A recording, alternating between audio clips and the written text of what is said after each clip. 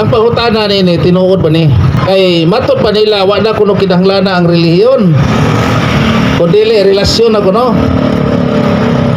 Ako kita naaw sa Webster Dictionary kung unsay meaning sa relihiyon o kung unsay meaning pod sa relasyon. Kaya ang ilang gi kana pasiugda nga relasyon lang sa Ginoo brad, sister.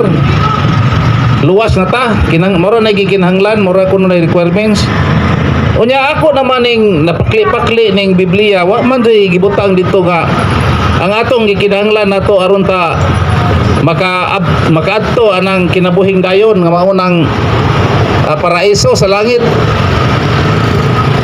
Aron makaadto ang atong kalag, wa may ingon nga relasyon ra, kay ang meaning sa relasyon sarala ka mutual agreement or mutual understanding kanang relasyon. Mura ba og nahiapil ka og usa ka grupo nya regular na kang nagkuyugan nila, doon na kay relasyon na nila, affiliation ra na. Wa mo kay kanang inunta nga konkreto nga kalambigitan nila, kay relasyon ra lagi. Whereas kung imong pangitaon ang pinakalitunganay nga kahulugan sa religion means religare, ang re ana back or bind to connect to connect again, mao na gitawag og religion. Kay kita manggod nga mga tao nga makasasata ubos manggod ta sa nakasunod manggod ta usa lang panulundon atong una natong ginikanan nga si Adan ug iba. Unya kay naputol man to lagi maong kadugtungan kay nakasala man atong unang gikanan, mo nang kita bunyagan aron kita makunik ug balik ngadto sa Dios. Mo nay meaning sa relasyon or religion. Religare, backbind again to God, back to God, to connect again. Mo nay meaning og religion. Dili ning atong mga kaigsuonan nga naa sa lain pagtuo nga ingon nga wa na kinahanglan ang relihiyon, kay way relihiyon makaluwas. Bot-bot na mga igsuon. Pasaylo ako nga moingon ko nga bot-bot na og dakong bakak. Kay si Jesus Christ sa dihang pagsugod niya og ministry sa nag-edad siya og 30, mabasa na to na diya sa Lucas nga nagtukod yun siya og iglesia or simbahan. Nagtawag yun siya og mga tao. Unang membro sa iyang iglesia 12 ka apostoles nga iyang gitawag. Dili pag yun to sila mga gitawag og royal person or notable person. Dili to sila gikan og royal family, gani si San Pedro ug si San Andres mga mananagat ra to. Pero ngano man nga nagpili man ang Dios og 12 ka apostoles kay mo'y gihimo niyang membro sa iyang simbahan tungod kay ang buluhaton sa Ginoo makaya gud niya og siya ra kay Dios man siya. Pero ngano man mao na ipangutana diha, dako kayo misteryo nga naglimin diha nga nagkuha man siya og kanang 12 ka apostoles ug mo'y gihimo niyang membro sa iyang unang iglesia.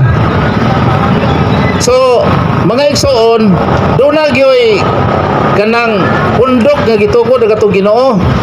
Ug mabasa na to ni diya sa Mateo 16:18 nga ikaw Pedro ibabaw nining bato tukuron ko ang akong iglesia. So kanang iglesia ha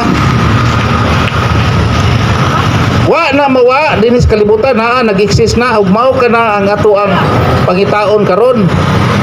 Ug musulti mi diri og unsa nang iglesia ha, daghan tingaling di mo tuo, daghan tingaling mga pangutana. Pero kita do na tay katungod sa pag-ila og pagsusi. Kung kini bang atong gipasakupan mao bag yun si bahana. Daghan na kayo karon mga access diha sa internet, naapay mga libro sa kasaysayan magtug-an kung unsa kining simbahana nga gitukod ni Kristo nga mao kini nga atong gipasakupan karon nga relihiyon. So dili tinuod nga mingon nga way relihiyon makaluwas, kay ang imo rang kaugalingon may makaluwas. Ibaw baya nga ang kasulatan nag-ingon sa Mateo 7:21, dili ang tanan nga magtawag kanako og Ginoo Ginoo makasuod sa gingharian sa langit.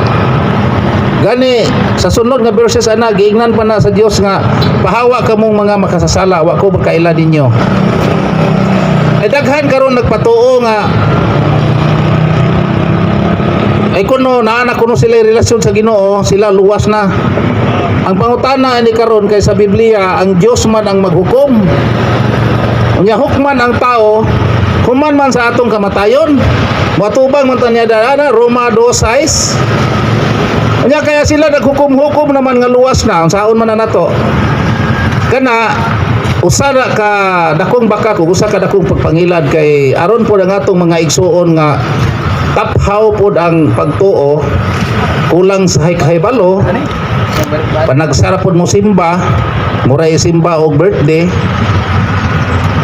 ngunana so kuwang ta sa kahibawa pud ta magtuon di pud ta interesado mao nang dali ra gyud ka mailad nini nga atong mga igsuon karon nga nagwali nga ang relihiyon kuno di makaluwas.